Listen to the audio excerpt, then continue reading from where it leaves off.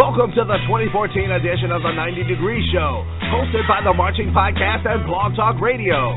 Advice may be misleading, but examples are always clear. And here's your host, the Phantom Podcaster himself, Joe Beard.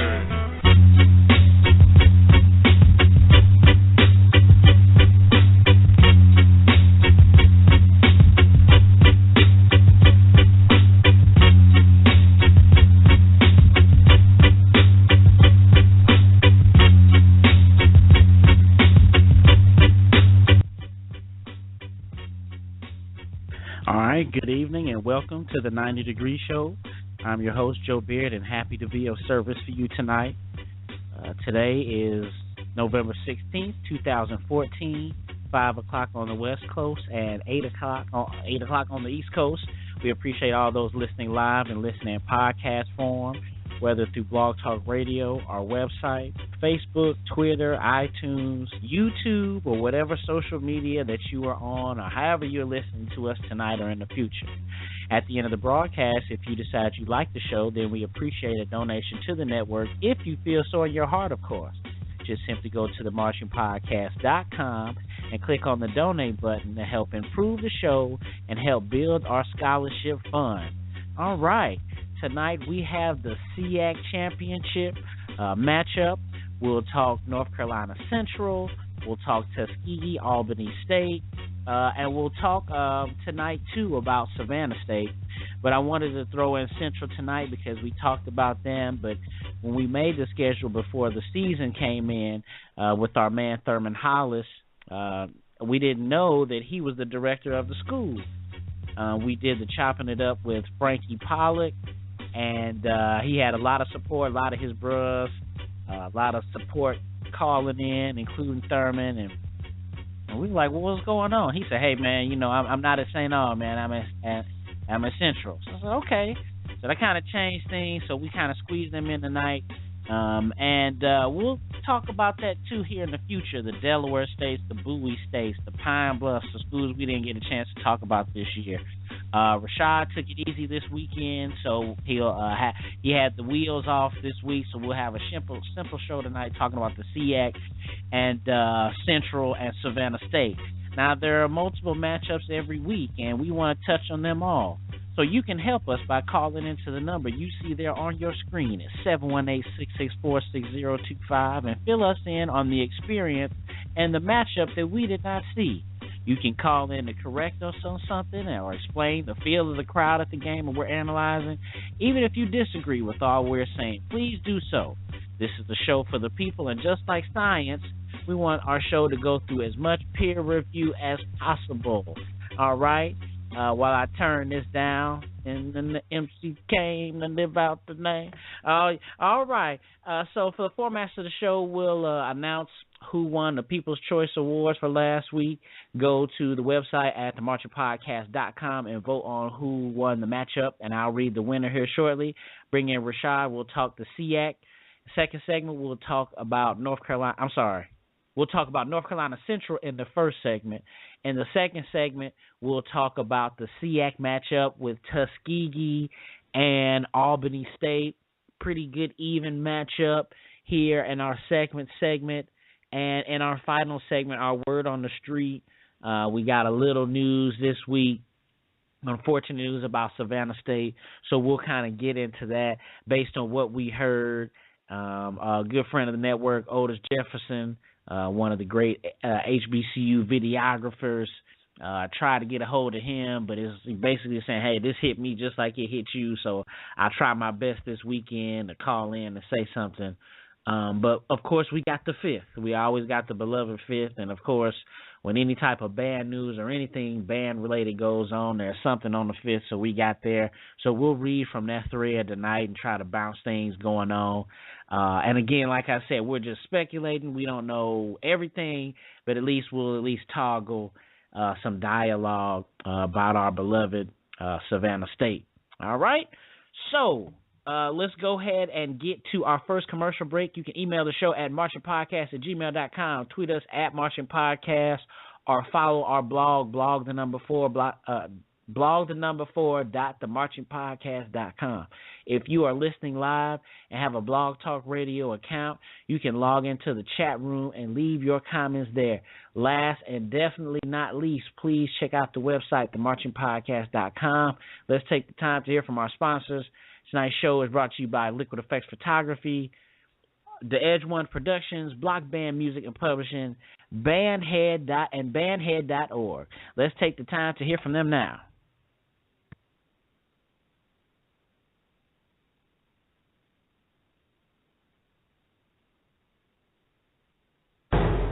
This is Curtis from 80minutesofregulation.com. From referee's whistle to drum major's whistle and back, your source for sports and marching and athletic music. You're listening to the 90 Degree Show on the Marching Podcast Network.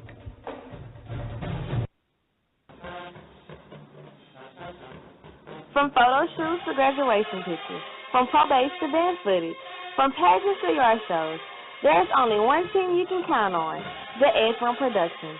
Visit theedge1.com and trust me, you won't be disappointed.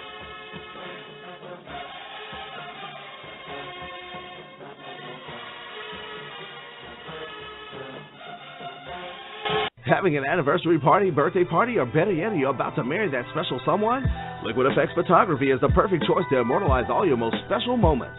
With 10 years of dependable professional service that can deliver from the conventional to the best in cutting-edge technology and creativity. Come experience the uniqueness of Liquid Effects Photography. We serve the entire upper Midwest and will travel further upon request. Come check us out at liquideffects.com. That's LIQUIDEFFEX.com. Or call us at 773-454-5556. That's 773-454-5556. What if there was a Facebook for bands? Wait a minute, there is.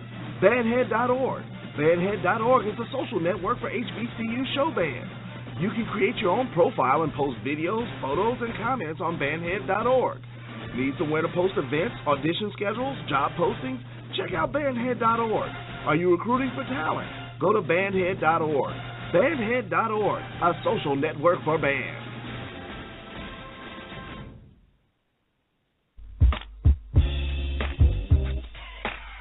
Need to write music and drills? Get it on the field. Outfit your band. Keep your administrator happy and still have a life. Encountering drama in the process, ain't nobody got time for that. Let Block Band Music assist you with musical arrangements and drills to fit your band, and also the equipment, gear, and accessories to keep the visuals, music, and marching on point.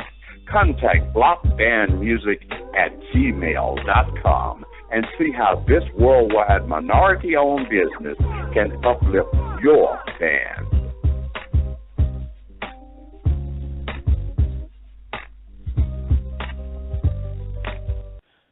Hello, this is Charles Cheese Waters, proud graduate of Rush College in Holly Springs, Mississippi, and father of the owner of Block Band Music and Publishing.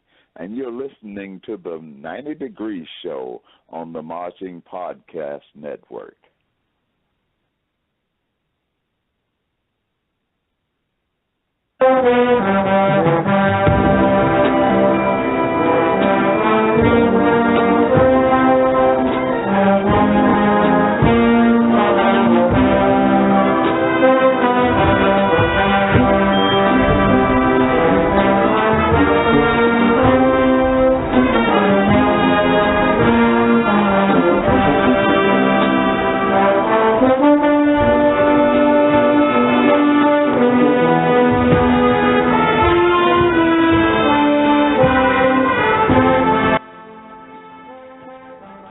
We're back, coming from the first commercial break, and you are listening to North Carolina Central, playing, what's that, Knocks Me Off My Feet. I don't want to bore you with, I don't know exactly who that is, but I don't ever know the name or the artist of the song.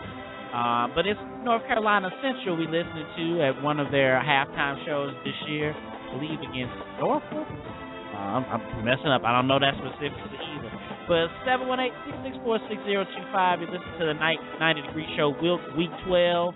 Again, we're talking about the SIAC Championship tonight. We're talking about Central we'll go ahead here in our first segment, and we'll dive in and talk a little bit about Central here. Let me go ahead and bring Rashad here on the line. Rashad, are you there? Man, you need to give me the boo button too, so I can press that, man. Because you definitely should have got a boo on that, man. But that's Stevie Wonder right there, man. He about to take your black pass. Oh, you know what? I knew it was Stevie Wonder, but part of me, you know what? You right. If I'm a hate on Purple Rain, let me go ahead. It's all good. I know that part of me was like, oh, that's Stevie Wonder, but then part of me, you know how some of them songs be like them hot songs, and it'd be like, you know, Between Benedict or something. It'd be like them one-hit wonder sometimes. But yeah, you right. Yeah. I've been in Redlands too long, man. That's what it is. You know how cats also make a brand new song out of an old song. So you listen, right? People, I mean, you're like, oh, that's knocked me off my feet, but it'll be like, you know, Deborah Cox doing whatever, some completely different song. I told my dad that a couple times. I think, and you know, our day, since you my age, you know who was like ruthless for like beat jacking or jacking beats or whatever you want to call it, or manipulating it and put it in their song, was Jermaine Dupri. He was a master at that. Yeah, boy. Let me tell you, man, he was dope at that, man. Let me tell you. So a lot of stuff I didn't even really know. But again, if you're listening at home, 718-664-6025. Thanks to the folks in the chat room. See y'all in there. I want to bring the show in the first segment, just touch a little bit based on North Carolina Central. But I'm going to go ahead and read the results here from our Week 11 Marching Podcast People's Choice Awards. We had Bethune-Cookman and Norfolk State. And of course, oh my goodness, man, it happened again, man. I mean, you know, we put it on Twitter. We done started putting it on Facebook. We definitely have been getting some really good participation. And I swear, man, like, I know one brother on the fifth was like, man, whatever you pushing these things, people just go vote for their school no matter what they say. And I was like, man, whatever, man, you know, blah, blah, blah. But, you know, I see that a little bit here and there. I remember one week I read something and you was like, no, that's wrong. Like, I can't remember who it was. But brother, let me go ahead and, let me shoot up the suspense here. Let me go ahead and, let you know who won here. For Brother Rashad, we have another tie. Bethune-Cookman and Norfolk State here with the Marching Podcast have tied, both splitting 50% of the vote. I'm just tearing up words tonight. We have another tie. So I guess, and they say they both win, or, you know, it was to be determined. But congratulations to both schools, Bethune and Norfolk. I'm sure if this was 10, 15 years ago, that was a little bit more accurate. But, I mean, hey, you know, folks is supporting Norfolk, and that's all good, man. 718-664-6025. Listen to the 90 Degree Show. We're in Week 12. And Rashad and I just hit him up. We were talking on Facebook today, and Rashad was like, yeah, man, I'm taking a break. So how did it feel, man, you taking a break there?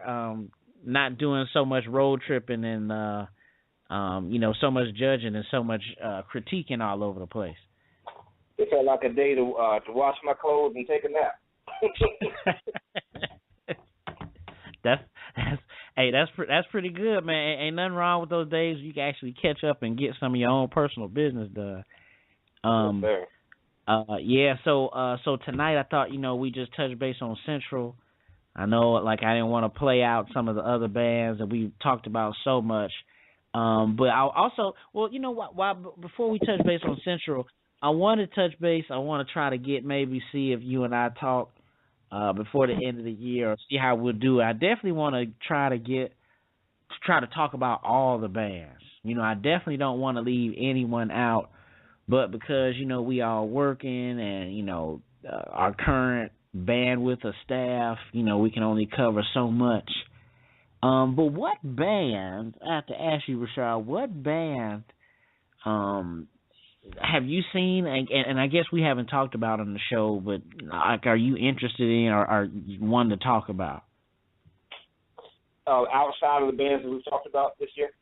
Yeah. Like who, if we could squeeze one, I'll probably in the next couple of weeks, or I'll try to figure out something as far as like for me, like I do want to talk about like Delaware State.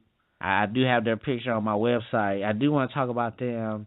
And, I always forget about Pine Bluff every year.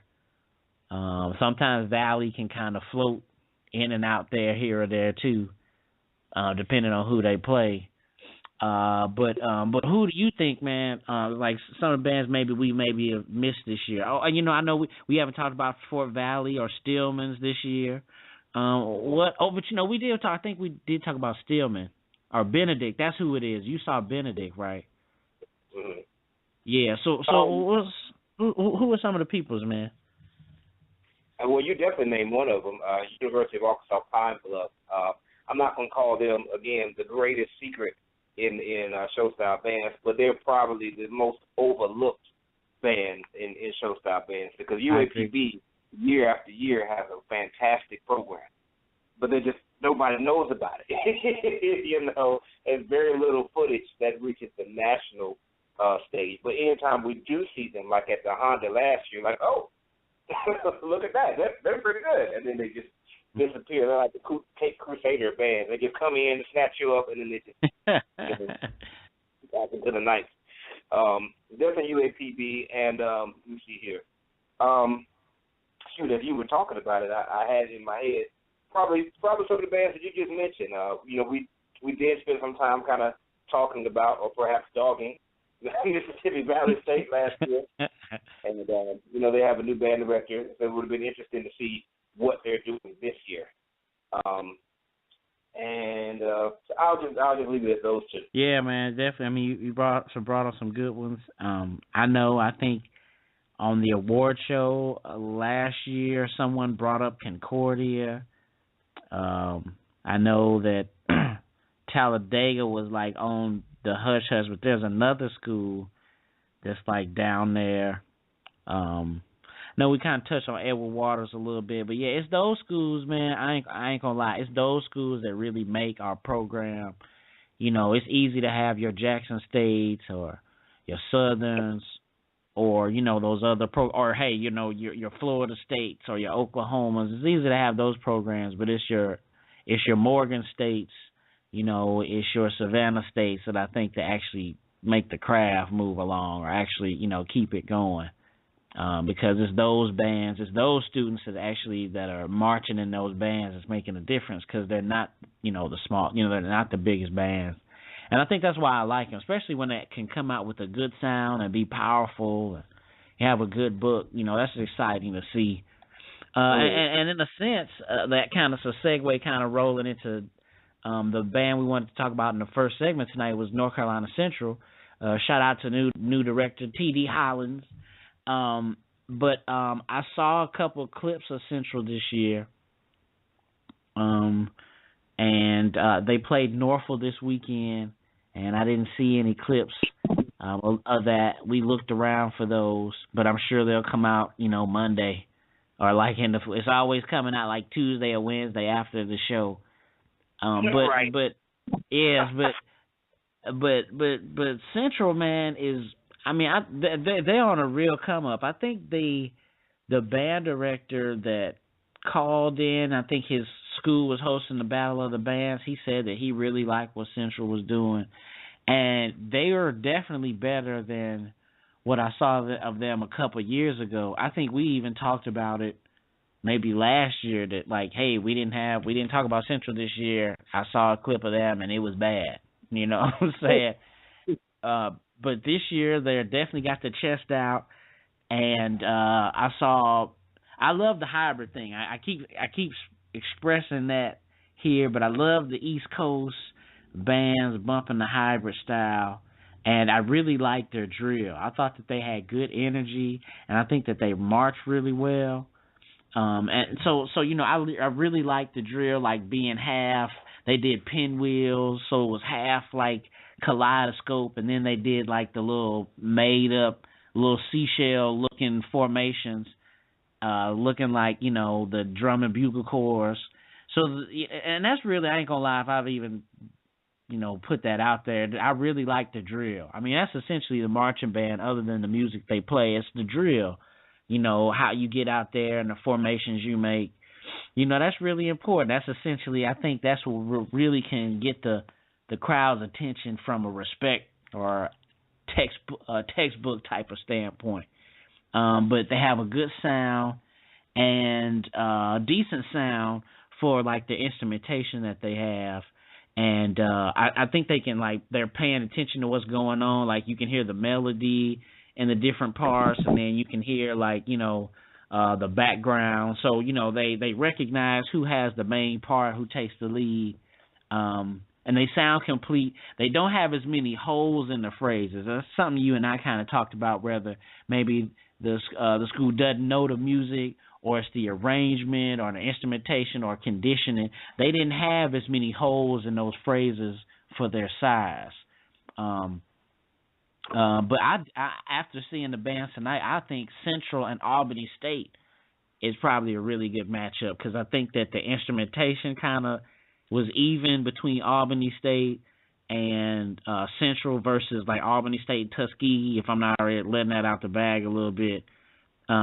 And Central seems to be a little bit cleaner.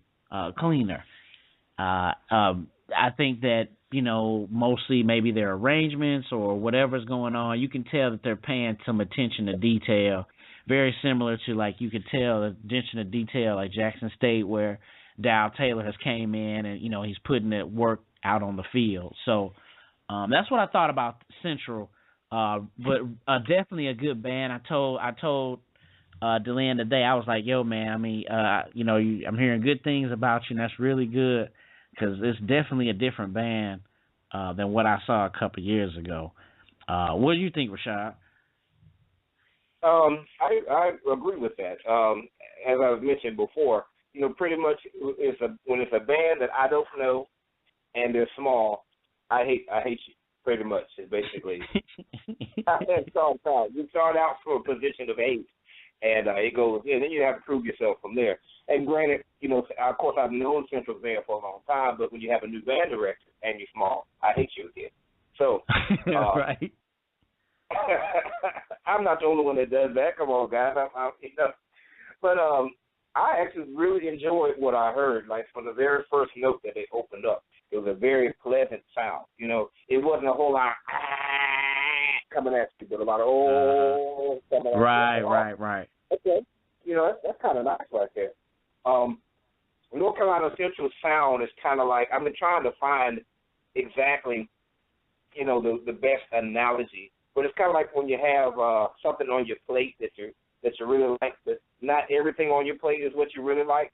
So it's like you get that one. I don't know what it is. It's like having shrimp fried rice. And everybody knows the best part of shrimp fried rice is the shrimp. Right. And then I get a piece like, oh man, that's great. And then the rest of the time you're kind of looking for some more shrimp. Those kind of things is kind of like that. It's kind of like they have these moments where it's like, wow, that's really nice. It's really nice. It's not like that all the time. Right. But you can tell that Mr. Hollins is definitely drilling them, and you can hear it. You can hear it in their sound that he's drilling them on balance and blend. And that's just something that takes a while. You're not going to get it in a year.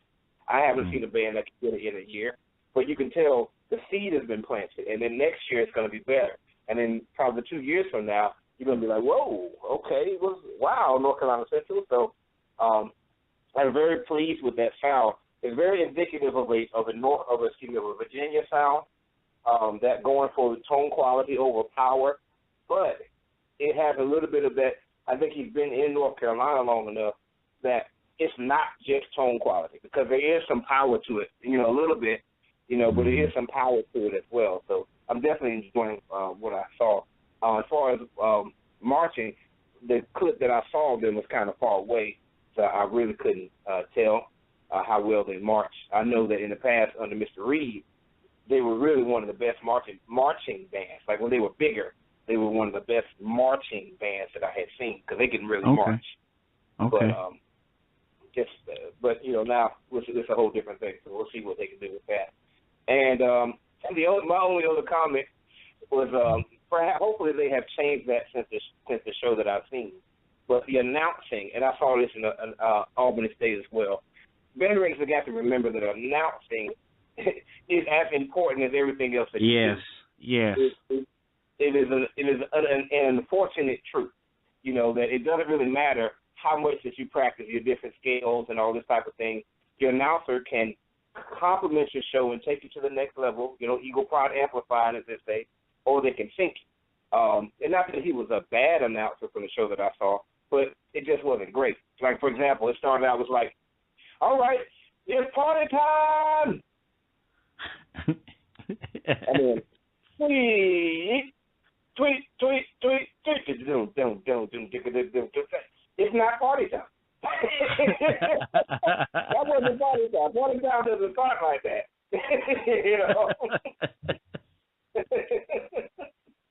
You got to know if it's party time, it should be right before the band drops into something that's great. Like I said, I saw that. Right. I was about to say that, and they get on the ground, start humping the ground or something like that. That's party time. Yeah, you know what I'm that's saying? Party time. that tweet. That you still got your nerves in you a little bit right there. You know what I'm saying? That's get on the field and don't mess up. You still got the nerves in you right there. You know what I'm saying? Exactly. So hopefully they were able to adjust that. But after seeing that clip, I'm excited to see some more of what North Carolina Central is going to be doing. Yeah, I agree. We actually got some calls here. We got a call from the 757 area code. Caller from the 757. What's your name and where are you calling from tonight? Hello, Manuel from Suffolk, Virginia. What's going on, man? How you doing, man? Doing all right. How are you? I'm doing all right. Did you call in before? Yeah, this is my second time calling in. It's the drum major, right? Yeah, from Nansemond River. Yes, sir. Right. I saw you at the K4 conversation, man. Yeah, I'm everywhere, bro. Well, that's what's up, General. What's going on, man? What you got going on tonight? I just came in to talk about the matchup I saw for NSU versus North Carolina Central. Okay. Yeah, please tell us because I didn't get to see the actual game. Okay. So pretty much the dynamic of the game was nobody was really playing that much at first until like the second quarter. Then Central started to play a couple songs. I was like, all right, Central. It had a real nice blend to it. I was like, that's nice. It was a real clean sound. Nobody was sticking out. I wasn't expecting a lot of power from them, but it was still clean. It was not weak. The dynamics were still there. It was just real clean and balanced. And Norfolk wasn't really playing that much, sitting down. They did a couple tuba fanfares, had a baritone fanfare, and Central played like 4 songs in Norfolk unreturned. And I was like, wow, that's crazy and unbelievable. And then in the zero quarter they played? No. This or was after during the game? During the game. Okay. Yeah. Wow, really? Yeah. Wow. And I was like, Norfolk, what are y'all doing? Right. Yeah. And then Central played neck, and I really like their neck. It has a real clean horn part. It's not like all in your face, but it blends with the song nice, and it sits on top of the band. How does that part go again? It's bottom one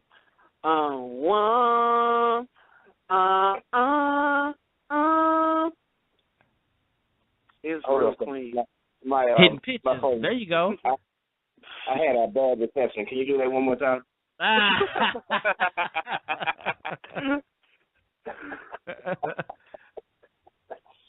And then once they played that, Norfolk got up, started running a few songs after that. Wow. Then So halftime. did you? Yeah, halftime. Okay, yeah. That's why I'm excited to hear this. Okay, go ahead, man. Halftime. I had low expectations for Central because I've never seen them before, and I always say to be fair, bands with new band directors, I'm not expecting something spectacular or amazing. Mhm. But when I saw Central, I said, this is really clean. It's a really clean sound. I don't hear parts sticking out. It's really even. And that Stevie Wonder, I was like, ooh, that's it right there. See, even he knows that Stevie Wonder, Joe. My bad, man. The marching was good. It was good. However, if you compare it to Norfolk's marching, it doesn't come close. It doesn't compare. Mhm. The arrangements, they were fair. I would like to see more technical arrangements from them. They were fair. They were clean. They got the point across. Dance routine, I didn't get hype or anything, but it was farewell. It was good. It was well. Well. it was just there. It was just there like, okay, it's a dance routine. It had you humming in your head a little bit, but you didn't want to jump out your seat like, oh my God. Right. Mhm. And being that I'm a drum major, I have to look at the drum major. Being that I am a drum major. The drum majors, their movements, really good movements, but the energy was not there. It wasn't there. Oh, okay. If they had like execution and they had the energy, I would have been like, wow, they're killing it. They're doing a thing. But it wasn't there. So you know this podcast is going to be played several times your freshman year at North Carolina Central next year. Hey, I'm willing to defend anything I say. That's cool. So while we got you on the line right quick, I know we talked about Norfolk a little bit here and there. What did you think about Norfolk? Well, okay, right quick. Did they have a fifth quarter? Yes, they did. Okay. Well, what happened there? Okay. Norfolk disembodied them. Oh, really? Yes. They started off, they played two ballads. Played Sweet Love as the first ballad. Central returned with some top 40 song. I couldn't really name the top of my head. I'm like, all right, play a ballad. They didn't play one. And I was like, ooh. And it was, the dynamics were there. They gave the trombones a melody, and they had that slide in their hand, using it, make them sound like a vocalist. You can't really beat that. Okay. And they played another ballad. I cannot remember the name of that one, but Central returned with, like, Katy Perry or something like that. So I'm sitting there like, the play calling.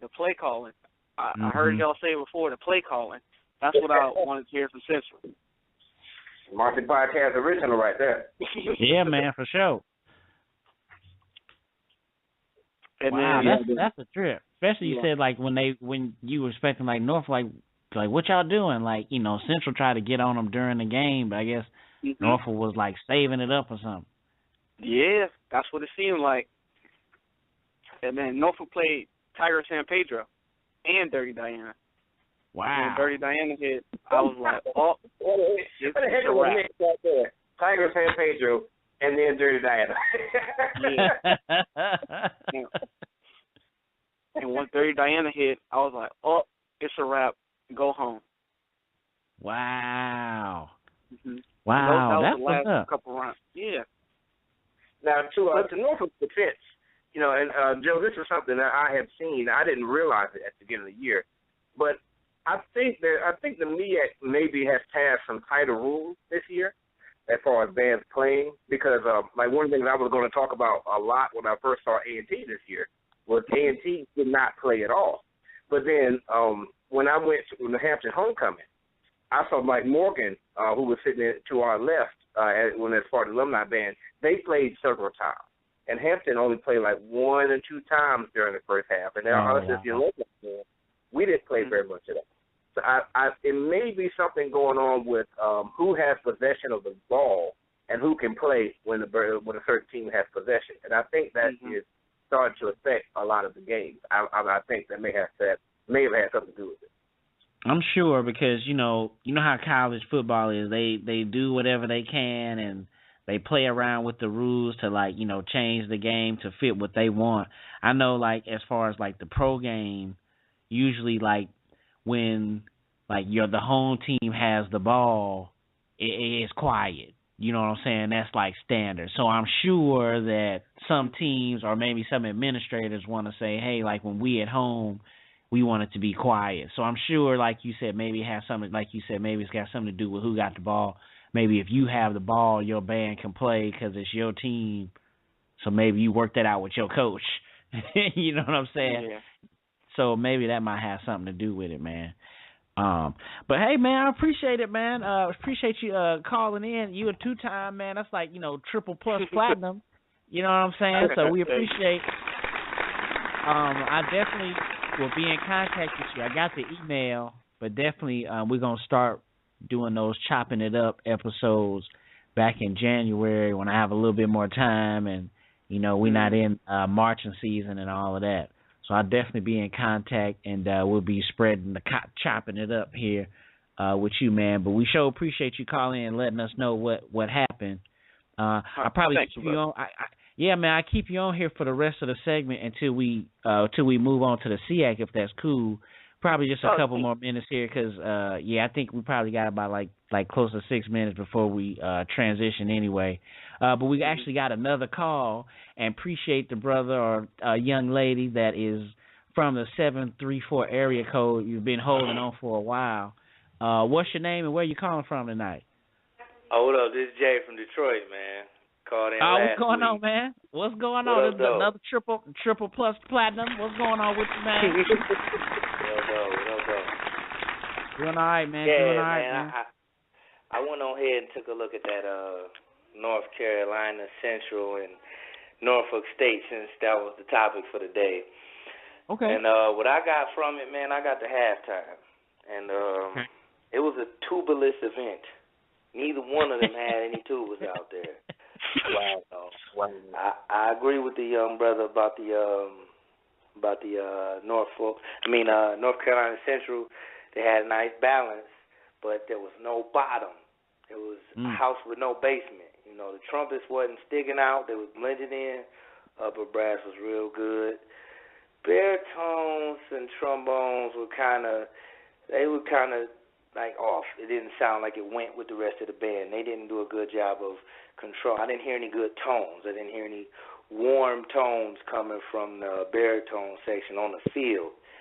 And, auxiliary, I didn't hear y'all talk about the auxiliary. I just wanted to say that shout out to Norfolk Auxiliary. They got some nice looking ladies out there. All different flavors, I know, man. It's hard to. I ain't gonna lie. I'm glad you actually said that, because we never really talk about flags and the dancing girls. But yeah, that's a whole different element for me. Like, I mean, I'm sure that they doing a good job, but yeah, I can't start to analyze that. I know, yeah, bro, because when it's wartime, it's hard to look at them. You kind of focused on what's in front of you. I understand. Right. But I did happen to notice that the flag girls were real clean. I know it's probably pretty hard to twirl them flags and look clean, but if it was enough for me to notice, they did a good job. And then the majorettes came out there, and the dancing girls, they did a good job. And then on the flip side, when I looked at North Carolina Central, I was like, oh, Norfolk did do a good job. I'm not tripping, because they was kind of off a little bit. Couple miscues, couple girls was behind and slow. But it looked like it was I wanted to see that fifth quarter, because it looked like Norfolk kind of did a better job than North Carolina Central, even though North Carolina Central seemed like their drill was a little bit better, a little cleaner. Because, sometimes both of those bands, they got flag girls and dancer girls all through their band while they drilling. And if you're not used to it, you got to look at it with a different eye. So what I saw was the lines in North Carolina Central band was a little bit cleaner. They were doing their straight lines and all that. I didn't know if I was supposed to be checking for 8 to 5, because I saw them roll stepping and all that. So right. Well, that's what's up. Yeah. So what do you think, who won the halftime? And I asked you too, our young drum major brother here. Who do you think won the halftime show? Because basically we already know what we heard about the fifth, but what do you think, who won the halftime show? Well, to me, it depends on what you want to look at. Norfolk, they had intonation issues in the lower brass section with the baritones, and the trumpets got kind of thin at some points. However, they executed their drill better, and they did a more complex drill, and their arrangements had more life in different parts. With Central, it was clean, straight through with balance, but it kind of got stagnant. And if you weren't a musician, you're not getting entertained. It's like, oh, after that sounds nice. It's like, okay, it sounds nice, but now what? So it depends on how you want to slice the cake and look at it. But well, I would be kind of biased with it. Yeah, I would be kind of biased with it because I've seen Norfolk twice this year already. So I kind of already have their sound in my head, and I've never seen Central before. After halftime, I watched it. I was like, Central got that. That was my initial reaction. Yeah, I would agree with that because you know you're going to hold Norfolk to a certain standard because let's be honest, they've had years, they had killer seasons where the trumpet section was dangerous, where the tuba section was dangerous, you know, and you used to seeing Norfolk come out there and play Behold, and you just like, wow.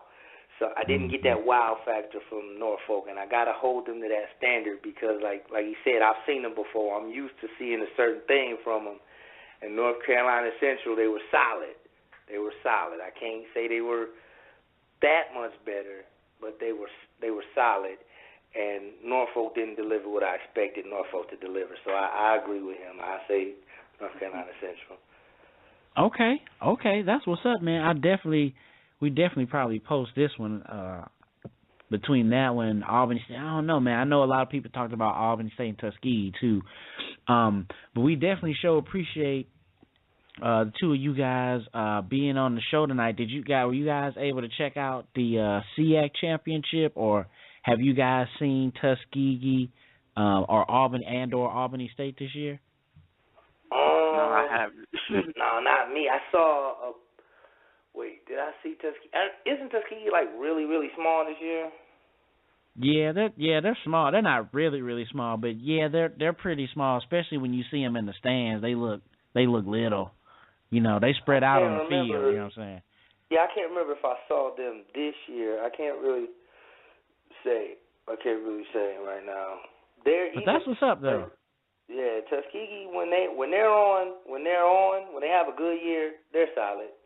When they have a good year, they're solid. I've heard them when they've had good years, so they have a little standard in my head too, especially their drum section. I have a mental standard where I expect to see where Tuskegee has been in their best. In my mind, if I see them and they're not there, then I'm probably going to, grade them accordingly.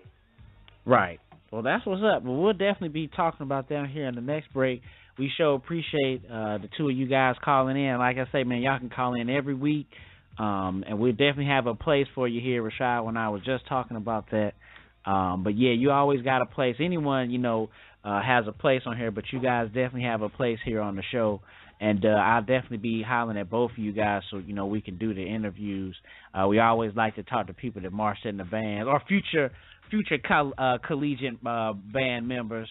That always makes the network, always makes the network roll around. So we sure appreciate it, y'all. Oh, sure. Thank you. All right, we go to our first commercial break here. You're listening to the 90 Degree Show. Rashad, I'll put you here on hold, and we'll come back. We'll talk about the SIAC Championship, Tuskegee and Albany State. Again, you're in Week 12 here with the 90 Degree Show. Keep it locked, as they say.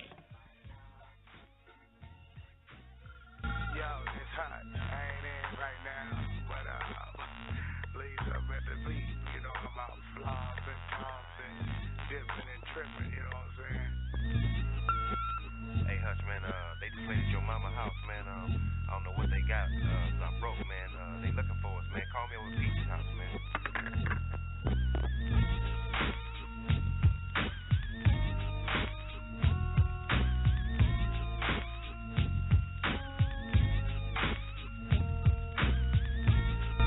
Hey, this is Melita Wilson, alumni of the Tuskegee University in Daytona Beach, Florida, founder of HBCU Campus Tours, listening to the 90 Degree Show here on the Marching Podcast Network.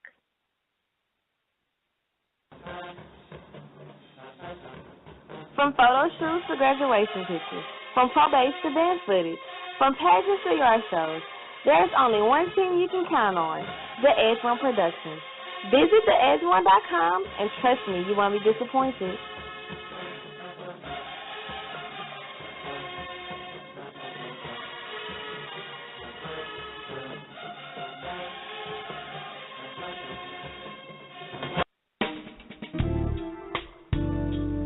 Band directors, have you ever found yourselves in this situation? Showtime is quickly approaching. Your budget is quickly disappearing. Your music choices are narrowing. The equipment condition is wearing and your stress level is mounting. Stop what you're doing and contact Block Band Music and find out how we've got you. Check www.blockbandmusic.com, providing music, equipment, gear, and accessories to show style, core style, and traditional bands worldwide.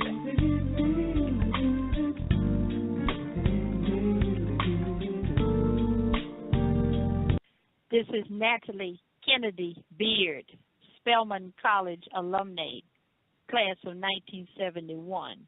You're listening to the 90 Degree Show on the Marching Podcast Network.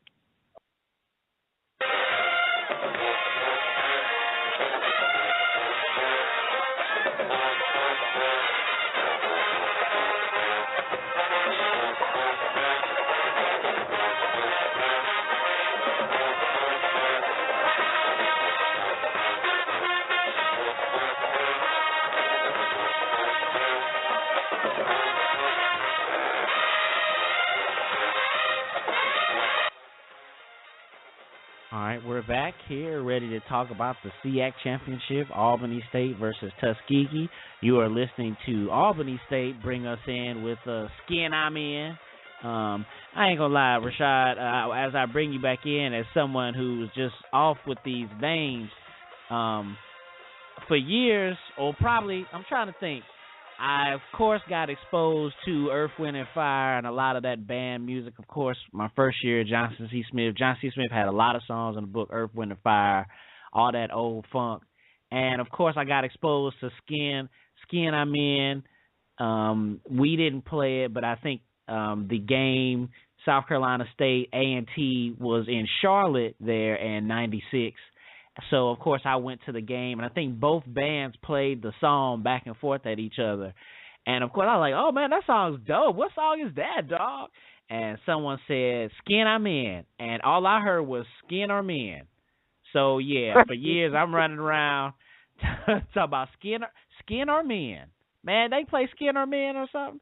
But, yeah, Skin I'm In for all the folks that was just like me saying Skin or Men. You hear a lot of black folks slurring that together, especially down south. 718-664-6025. You're in Week 12 here at the 90 Degree Show, bringing in, talking about Albany State and Tuskegee. We did not see the actual matchup. We couldn't find. I know it did go down. Our good friend of the network, John Lennard, one of the assistant band directors there at Tuskegee, said that they was there. And if he has an opportunity tonight, he may call in and let us know and give us a good open view of the competition. Of course, he's not going to say, oh, yeah, we took them out, blah, blah, blah. But I've seen a lot of tapes of both bands this year. And we've talked about Albany already. Albany is, my favorite Miles counterpart. So, I've watched the video of them and watched the video of them at their halftime show at a couple places. And I like the way they drill. I think they have enough people to make it work out there on the field, but their sound is not always full mass. that it should be on some of the songs. I think the two guys just broke it down to us in the previous segment how, the song has to be consistent throughout, the drill, and Albany has its parts. And you said it too, Rashad. You kind of broke down, and you and I talked about holes or different parts, but they had some of those, like, discrepancies on the field, and, like, the three clips that I saw them in. They still have a good volume on the field, but just a lot of times when, like I said, the music is just not the same volumes here and there. Sometimes the phrases are kind of thin and producing those holes. So it could be, they don't know the music on certain parts, or maybe the stamina, or questioning some of the arrangements or something like that. But I saw on the fifth with Miles and Albany that, they're better in the stands. You know what I mean? Like, they're doing what they're doing out there on the field, but they're better in the stands. Seems like they're a little bit more confident in their songs on the stands. It still can be bright at times, and the trumpet section is not as accurate on a lot of the phrases. That saying, that skin I'm in, that I was just playing, there were parts da da da da da da da, like those little runs or those little articulations, those staccato notes. Though that upper brass is not coming with that clarity. And some of that, like I said, I don't know if it's the arrangements or whatnot, but it's just that they're good, very similar to what you talked about.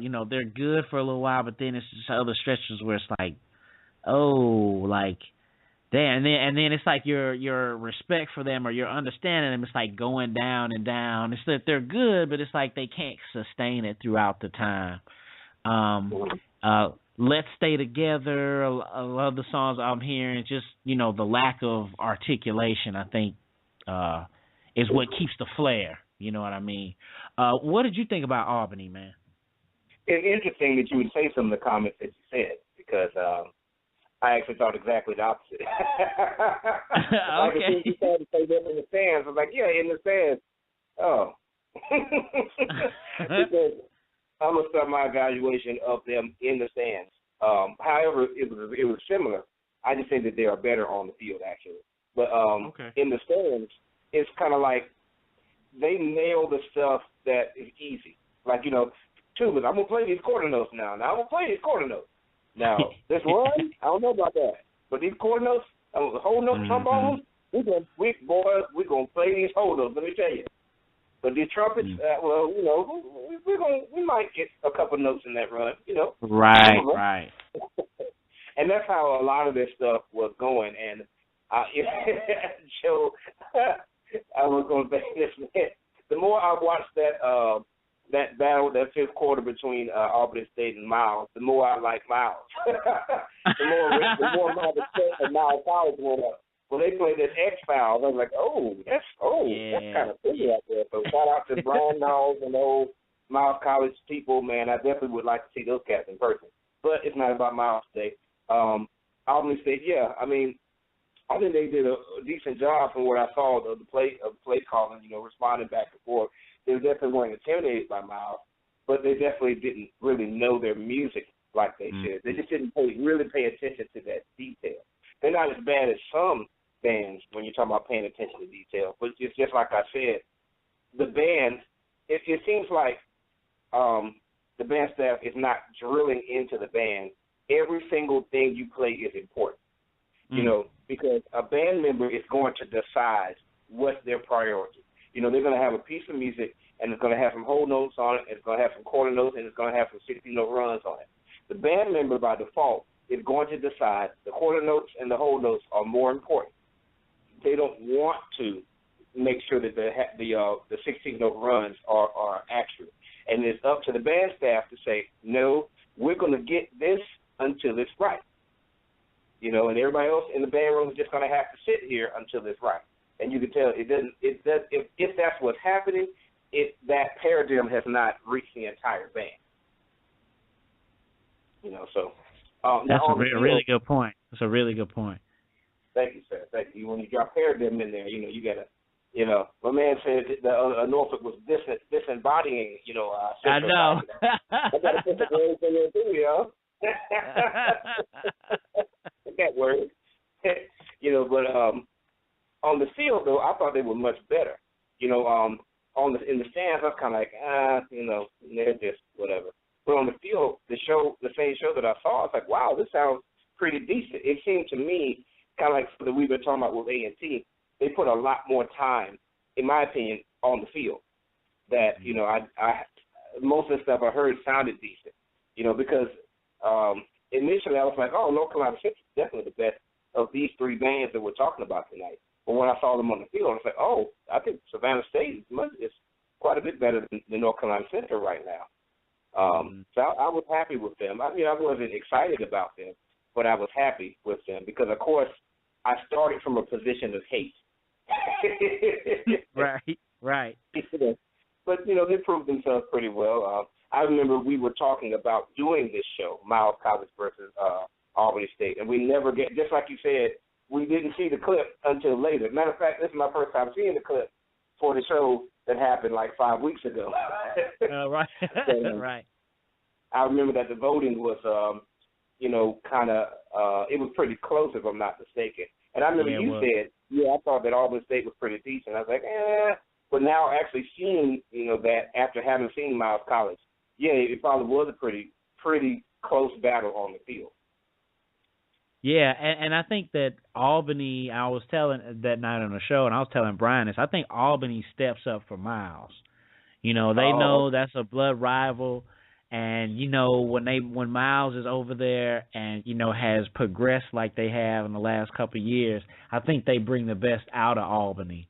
And I think we definitely agree. I just think their sound doesn't stay throughout on the field. But, however, just like you said, there are some songs where they, like you said, where it's like, okay, where I'm going to hit these quarter notes, you know. So I guess that's apathy. I guess that's like apathy in the stands or something like that. But definitely it's just those holes where it's like I'm rooting for Albany. I'm like, man, I'm rooting for you, man. And then it's just those points where it's just like, oh, what? Yeah, I don't know what that was. You know what I mean? So they have that like similar. Like when Miles College played X-Files again, and I was like, yo, that's pretty nice right there. And then Albany State returned with what is that? Getaway. At first I was like, I'm not sure that's a good matchup. But I was like, well, to get up is a pretty good matchup. But it was so Yeah. They didn't hit any articulations on any of the videos. Like they didn't stick any of them, you know, and that really hurts. Right. Yeah. You're gonna play something that hard, you're gonna have to spit. Like you can't even, if you're not gonna articulate, don't even put Getaway in your repertoire. Right. You know. Right. Don't even pull them songs out. Right. Don't even play Big Baller. That's what articulation is. You know, I don't know. Something that don't have to tongue. Exactly. So what did you think about Tuskegee, man? Well, you know, I saw Tuskegee earlier in the year, and I'm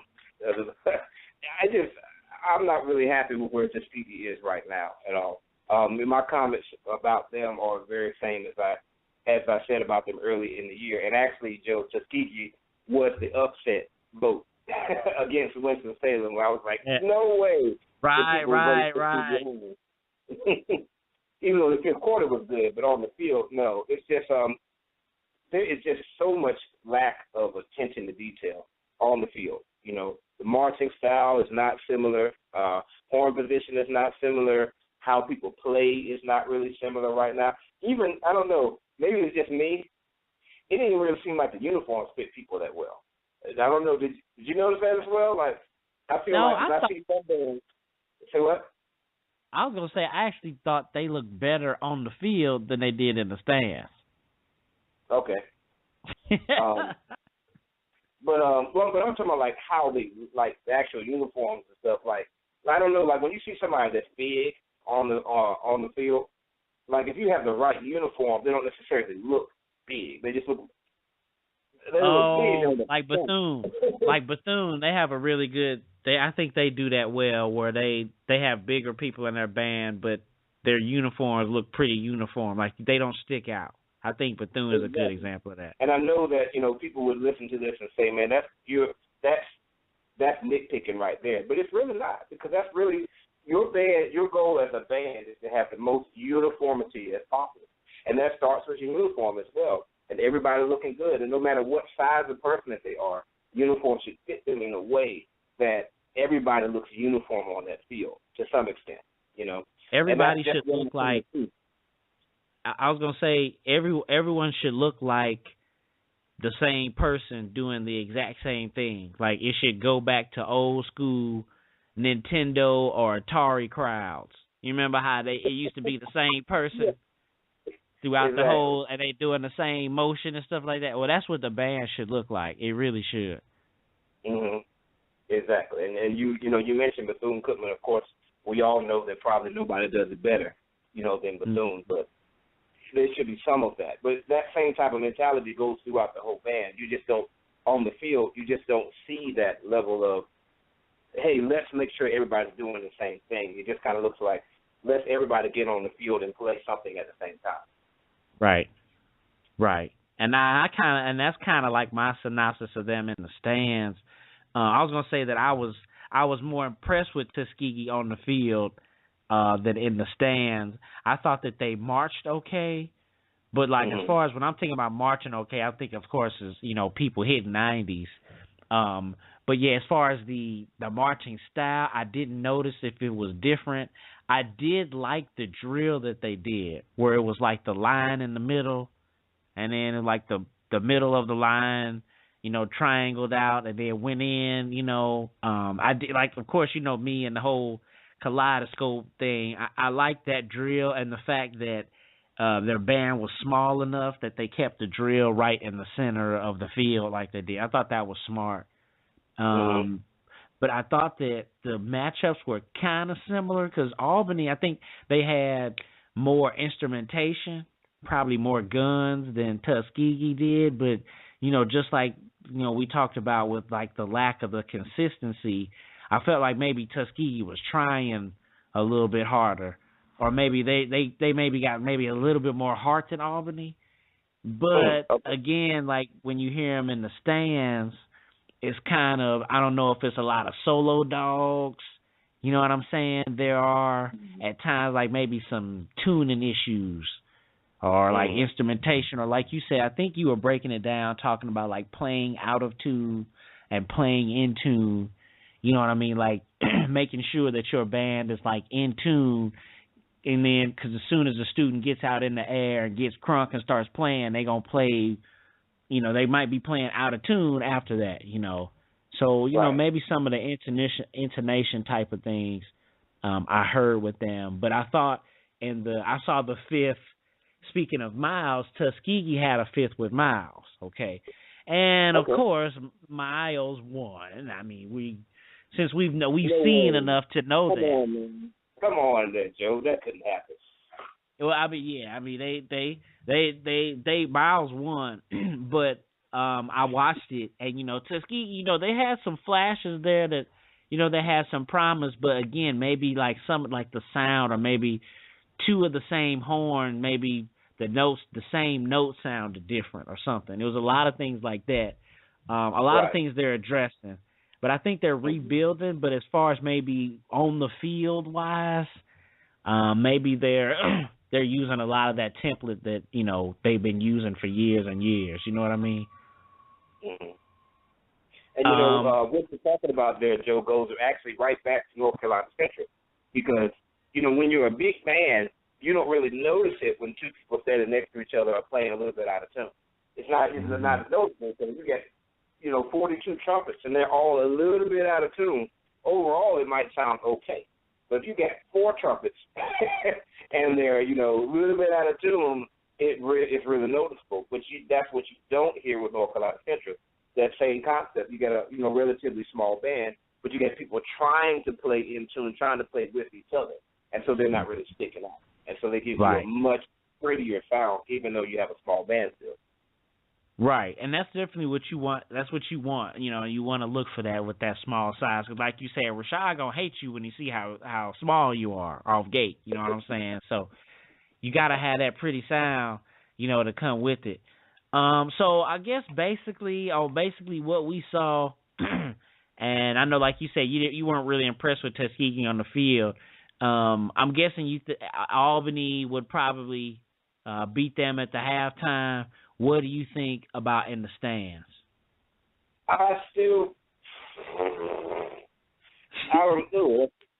That's kind of close because actually I think Tuskegee did a decent job against Winston earlier this year. And I believe that their arrangements, particularly in the stands, are pretty good. Mm-hmm. I don't know, maybe Tuskegee, maybe. I think on that one, it really could have gone either way. Honestly, it could have been that night. Like, if it was raining and somebody slept in and missed the rehearsal, it could have been either way. That's funny, man, because, like, we both have different – so, like, we both had the reverse. I had, like, probably halftime was kind of up in the air, but I probably had Albany beating them slightly in the stands. But, yeah, but both – I guess we both agree on both of them can work a little bit harder, or they can be on the come up a little bit more, but still proud in their own right for both schools. But I still, like we say, hopefully we'll see it this week, and then we'll be able to be like, oh, well, we saw the specific game, we saw what happened. But if anyone's out there listening, you were there, please let us know. 718-664-6025. Just like our triple plus platinum callers calling in, letting us know what's going on. You can call us in and know what's happening. I hear our little transition music, though, going into the third segment. So, again, I guess we'll both of us agree. We both kind of reversed. I said halftime was up in the air, but I said Albany slightly in the stands. You say in the stands is up in the air, but Albany on the field, right?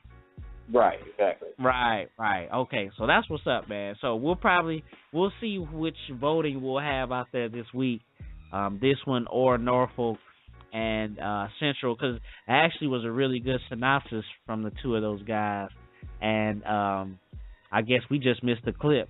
Did you see the tape of that? I didn't see it when I was looking for it. I didn't know they had matched up. Yeah. So I guess that's what it is. But hey, we appreciate the folks calling in because that's what you're here for. We are at week 12. I'm putting Rashad here on hold, and we'll be back with our word on the street. Find out and see if open a little dialogue about what happened to or what happened at Savannah State, one of our beloved schools, and a good band program in its own right. You listen to the 90 Degree Show, Week 12 here on the Marching Podcast and Blog Talk Radio. We'll be back.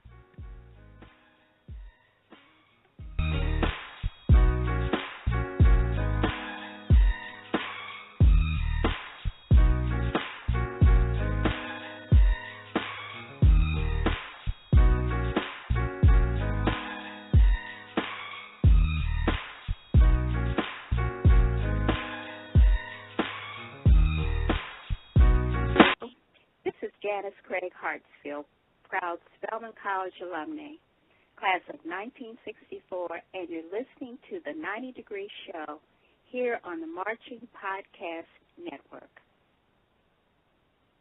Having an anniversary party, birthday party, or better yet, you're about to marry that special someone? Liquid Effects Photography is the perfect choice to immortalize all your most special moments. With 10 years of dependable professional service that can deliver from the conventional to the best in cutting-edge technology and creativity.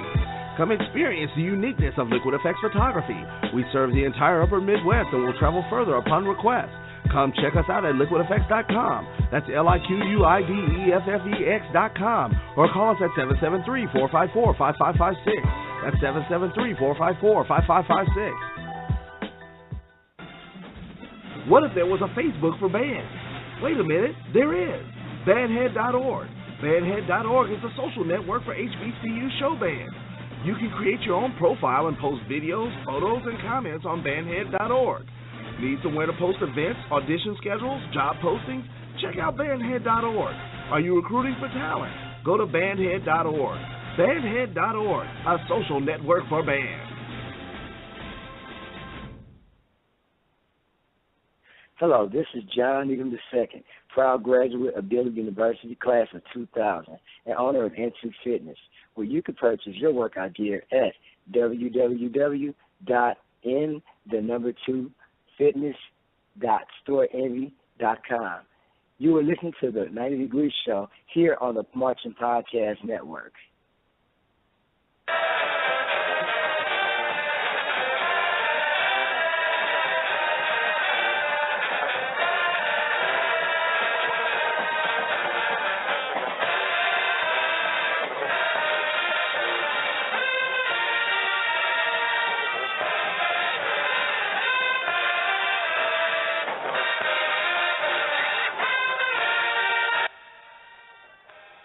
All right, we're back in our third and final segment. That is Tuskegee bringing us back.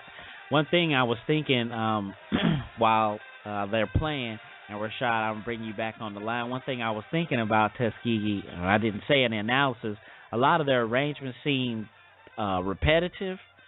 I remember we talked about Partition when they played Alabama A&M.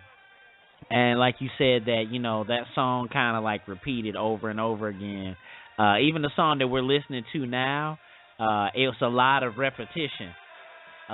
You know, if it's the song, it's you know. So it's just something else that I kind of noticed about Tuskegee. Was just a lot of the things over and over again. I'm hearing the same thing in their song. 718-664-6025, listening to the 90 Degree Show here on the Marching Podcast Network. We're in our last segment here. We're in our Word on the Street. Here with Rashad. Please, you're welcome to call in at 718-664-6025.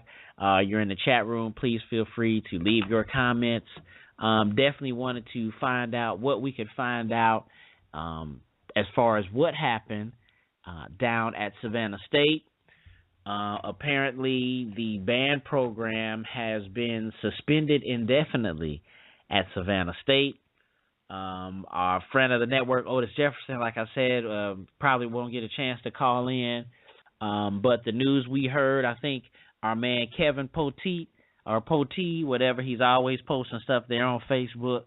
But I think he was the first one to post something that I saw. And basically, South Carolina State University has suspended the band program. Yeah, Savannah State. Savannah State. I looked at the fifth quarter, of course, to try to find out what's going on.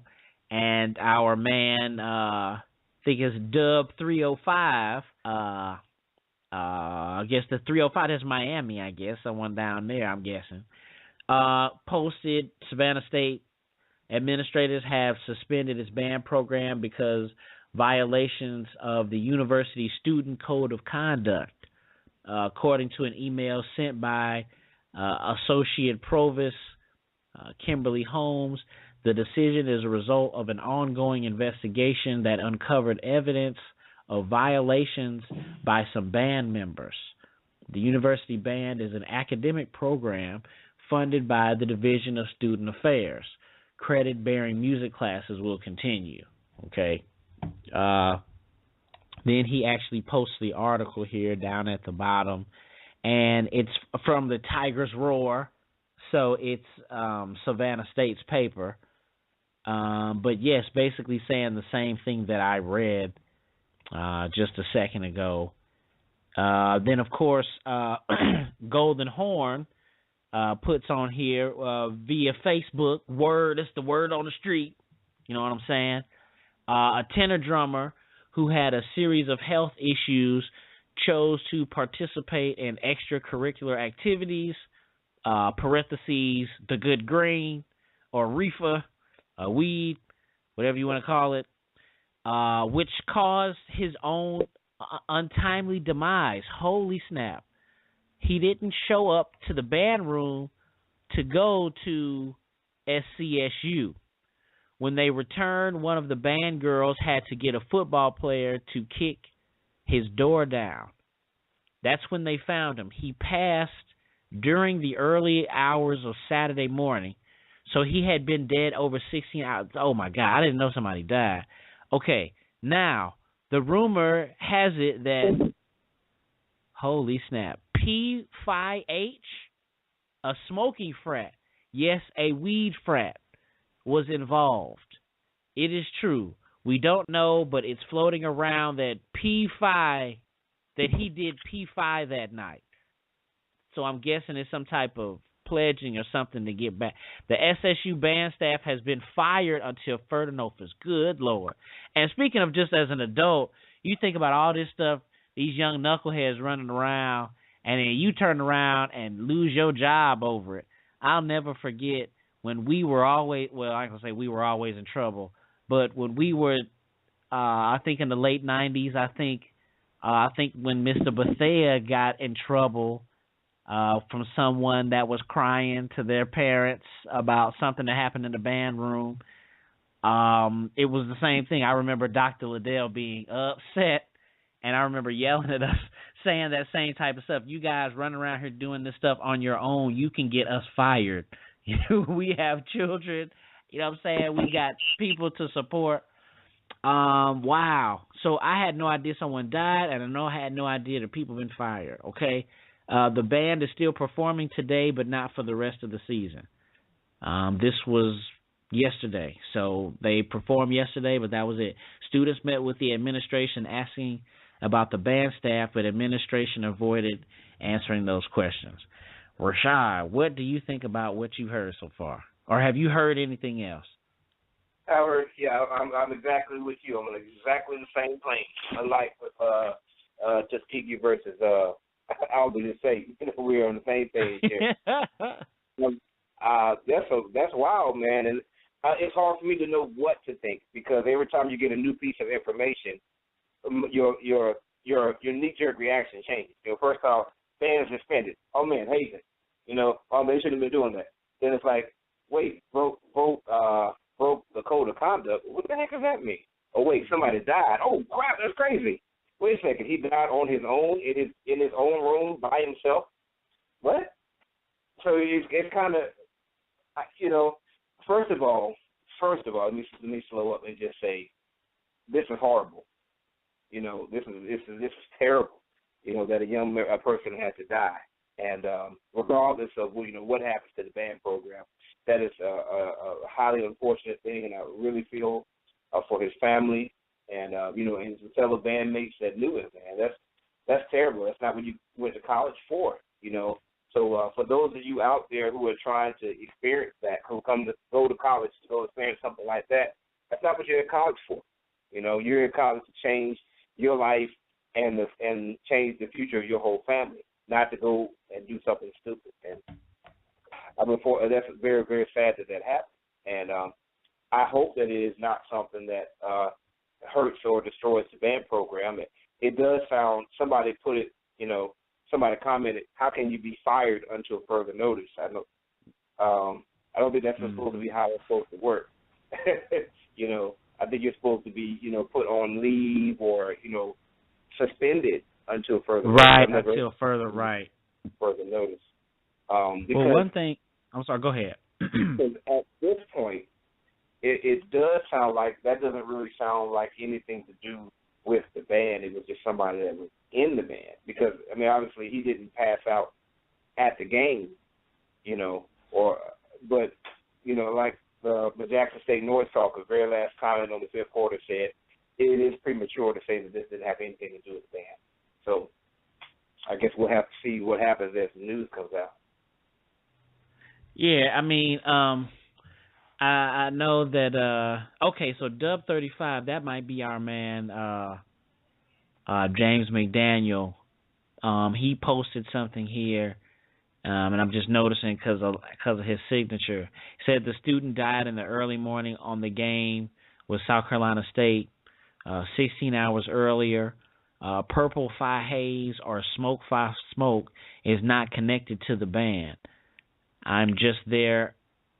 Our band member. I'm sure they're just band members, but it's not a band thing.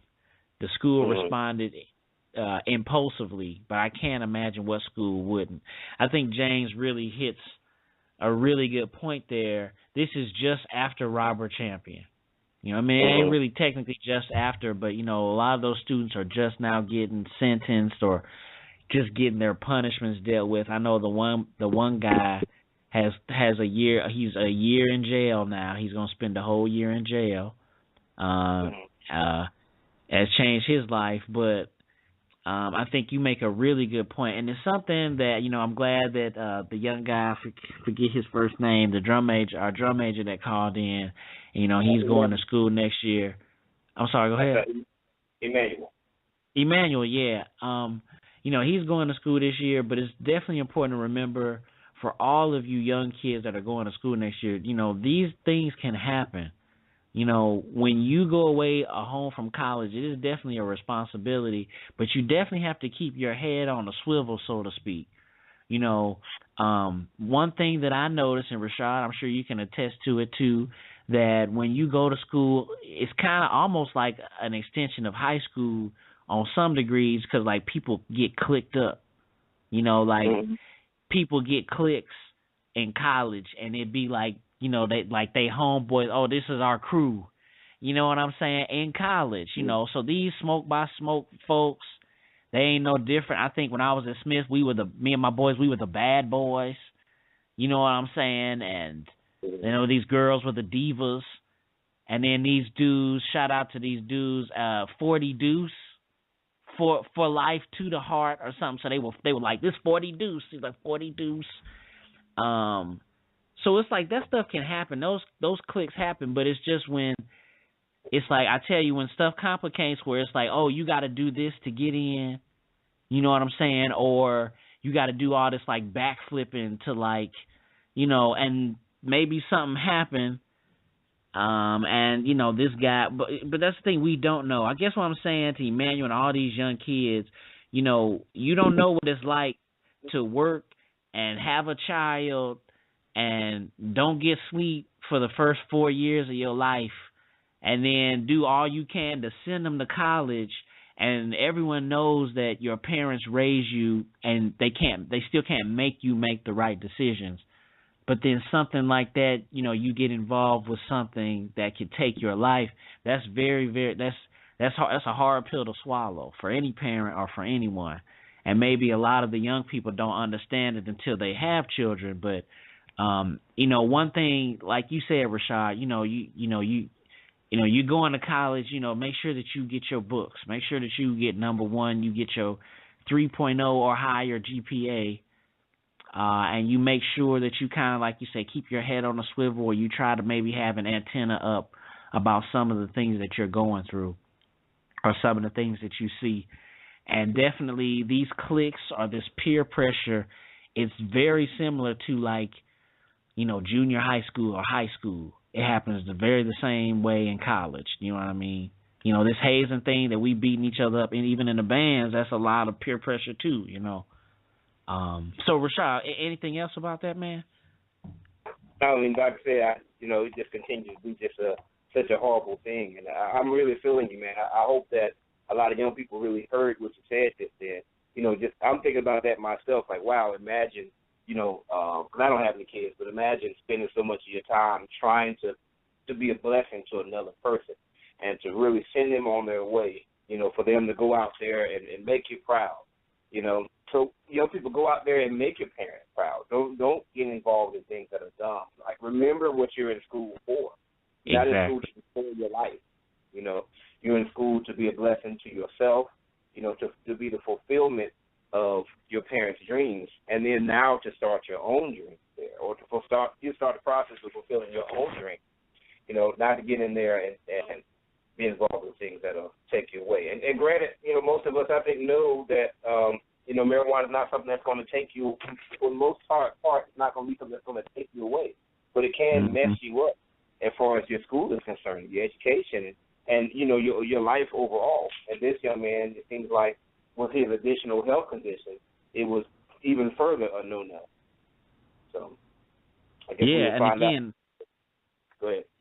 Yeah, I was going to say, again, that's that peer pressure, you know, where definitely if the crowd is doing something, you know, if you're not able to do it, or, again, that's a lot of those finding those boundaries and keeping your head on a swivel, too, when you get, you know, in college. A lot of folks may be exposed to different types of drugs for the first time, or just exposed to sex, just exposed to just fine honeys every day. That ain't, I mean, it's funny, And a lot of people say, man, I'm going to Grambling. It's 15-1 down there, man, blah, blah, blah. But there is some type of precaution you really need to take with dealing with the females, being a gentleman, of course, but, avoiding like rape or anything like that, or even just getting a girl pregnant. Your parents did not send you to college to get nobody pregnant or to get pregnant. You know what I'm saying? So it's just, again, those things like you just said, man. Peer pressure is, something at least we are at least exposing you guys to. Rashad and I, I'm sure, have made our own mistakes in our day, and, we can laugh about them now. But still, we are at least doing the right thing by at least exposing you guys to tell you, be careful about the choices that you make, especially going home. Think about why you're around. Sometimes if you have, you got a conscience about doing something, think about where you are, how you got there, who sent you there, maybe who's paying your tuition, you know what I'm saying, and then make your decision after you think about that, because it's just very unfortunate. Golden Horn posted something else, said that one of their buildings on campus is on lockdown due to the investigation. The police are conducting the murder investigation of the death of one of the two band members that had died in the past 2 weeks. They said that there's evidence in the building that they believe someone may attempt to remove. Police also said that one of the deaths was a murder, not just a death, as students were led to believe. The band has been suspended indefinitely and did not play halftime at today's football game. So, what in the world is going on? Wait a second. Now it's two people? I know. That's what I'm saying. Like, I'm seeing this, and so now there's more going on to it. But yeah, of course, we're not hearing this. I don't hear this on the national news. I haven't heard a lot of this going on. Again, I talked to Otis this morning, tried to hit him up on Facebook, and he was like, man, I'm just getting hit with this myself. So he doesn't know anything. But this is just unfortunate. Someone else said this has nothing to do with the band. I think, like you just said, Jackson State Noise Talker and this guy Duke L. Orange. Tons of stupid frats on these HBCU campuses. Kids make them up. If you were from Charleston, you were Chuck Fi Chuck. Drunks were D Fi D. Every year, flavor of the month frat would pop up. I wonder if there's a Twerk Fi Twerk just yet. So, again, something for you high school people, if you are listening, that is something that does go on in college. You go in college and people start clicking up. I remember in graduate school, I went to a predominantly white college, Indiana University in Pennsylvania, and these guys were calling themselves the Hot Boys. They had like these bandanas, and they walked around with these bandanas, but they weren't like blue or red, because they weren't like Crips and Bloods, but they were like these other off colors. So, but they were the Hot Boys. You know what I'm saying? So, folks talk about college, you're grown up, but a lot of that peer pressure, a lot of that stuff carries over in college. It's no different. And then you get to be me and Rashad's age. It's just like, man, the college kids. You know what I'm saying? Like the kids in college. So, just be careful about the decisions you make. I guess that's Rashad and I saying. Anything else about this, Rashad? Just, it also, let's see here, outside of it being a murder investigation, it is also unfortunate that the decisions that you make don't just affect you. That if this was something that, this young man did on his own, now the whole band shut down. And as I've mentioned several times before, the show-style bands, to me, second to the Black Church, are the most powerful organization for supporting our community. And you shut down the whole band program at your school. That affects, hundreds of kids, and the legacy, from there on out. So who knows what's going to happen with that band program and also that band staff. So once again, please remember that it's not just you that's affected when you make decisions. You affect the people around you as well.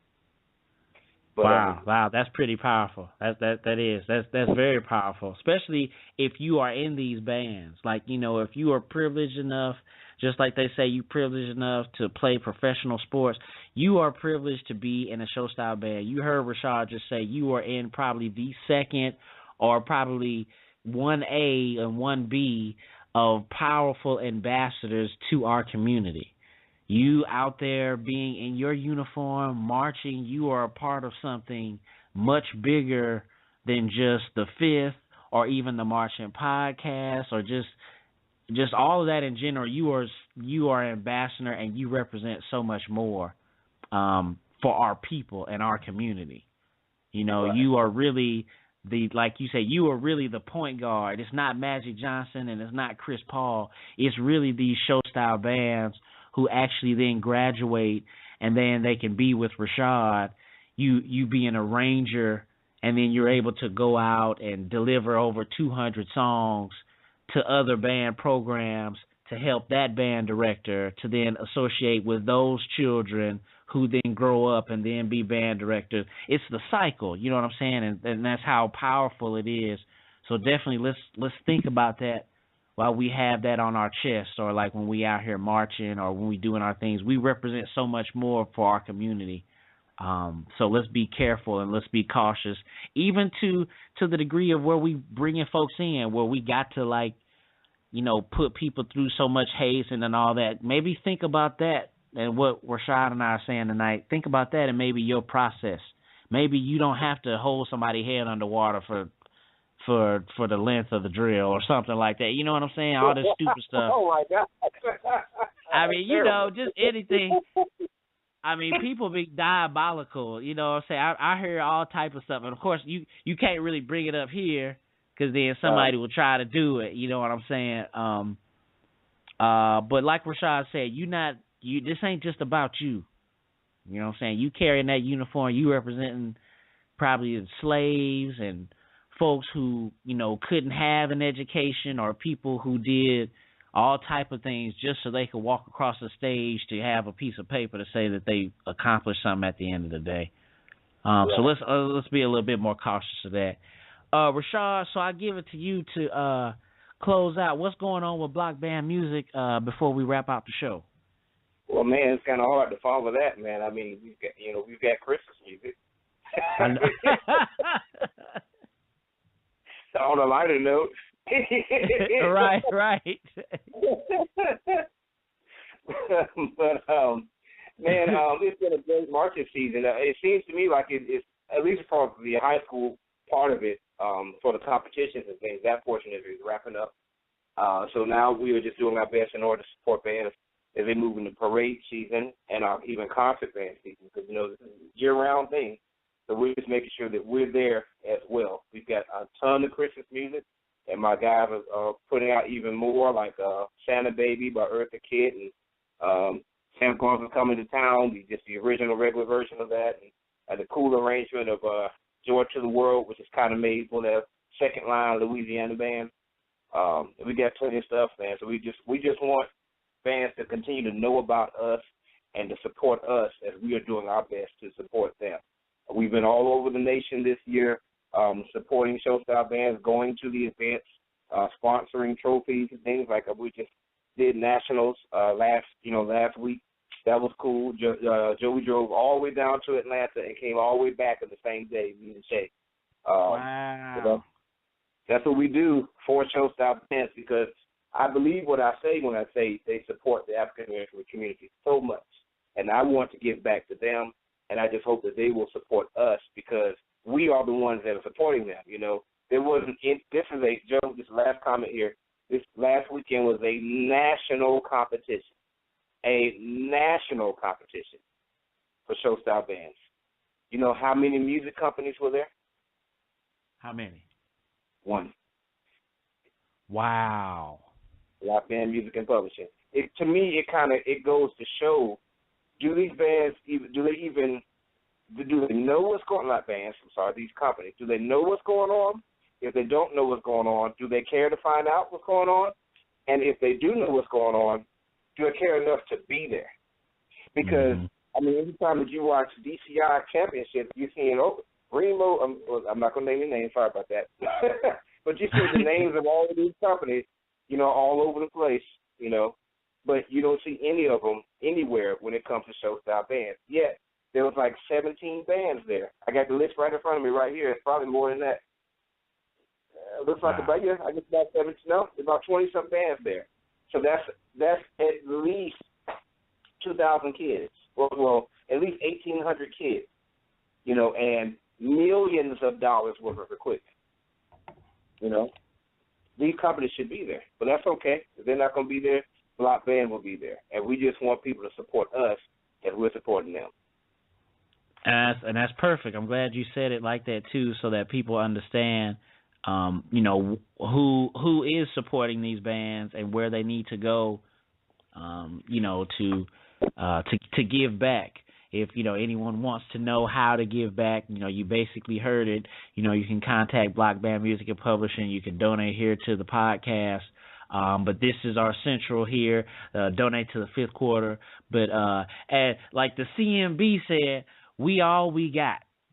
So we need to make sure that we putting all our resources and all of our energies toward what we have, so that we can continue to build what we have. But I like I said, I always say it every week, but I love what you're doing, Rashad. Also, too, like, this is a national competition, but I definitely want to do what we can to bring it to California or try to get more places on the map and just get more directors, you know, in touch. Just some phone calls we're going to be making. And definitely we're going to try to get that Director Series conference out here in L.A., make sure the Block Band is out here as well. And we'll come out here at least once a year out in LA and, you know, fellowship and get better as a whole. So again, thanks again, man. It's another good week. We'll talk to you next week. We getting close to the end, like the Bayous and like the championship games and all that. And I think the Florida Classic is coming up pretty soon. Okay. So we had a fam and the Bethune folks to make fun of in a couple weeks, so that I'm sure that'll be interesting. That's always fun, you know what I'm saying? Most definitely, man. Be blessed, bro. All right, man. You two have a good week. All right, thanks again to Rashad at Block Band Music and Publishing. If you are interested here, if you're interested in becoming a sponsor or a patron to the Marching Podcast, please contact the show and we'll give you the criteria so we can start to pub your business using our platform. We'll play your commercial. We'll post your website on our blog. We'll help send out your information through social media. So contact us so we can help build your business. All right? And we are at the end of the show tonight, and we are thankful to all the people, the Triple Plus Platinum brothers calling in tonight. And you are welcome to call in anytime. Make sure you do. But there's always a place warm for you guys, warm for everyone, and we want to continue to build this craft so that we are making it rain on our young people and our futures. That's all the time we have for the show tonight. Check out the website and donate what's in your heart to themarchingpodcast.com. Like us on Facebook, follow us on Twitter. Thanks to you for listening, and remember, the lectures you may deliver may be very fine and true, but I'd rather get my lesson by observing what you do. See you next time.